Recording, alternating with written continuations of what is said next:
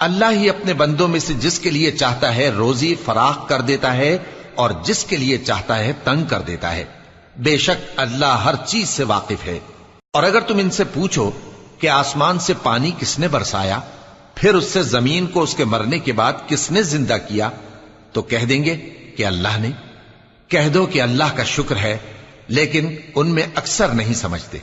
اور یہ دنیا کی زندگی تو صرف کھیل اور تماشا ہے، اور ہمیشہ کی زندگی کا مقام تو آخرت کا گھر ہے۔ کاش یہ لوگ سمجھتے۔ پھر جب یہ کشتی میں سوار ہوتے ہیں تو اللہ کو پکارتے، خالص کرتے ہوئے اسی کے لیے اطاعت کو، لیکن جب وہ ان کو نجات دے کر خشکی پر پہنچا دیتا ہے تو جھٹ شرک کرنے لگ جاتے ہیں، تاکہ جو ہم نے ان کو بخشا ہے اس کی ناشکری کریں اور فائدہ اٹھائیں۔ سو خیر ان قریب ان کو معلوم ہو جائے گا۔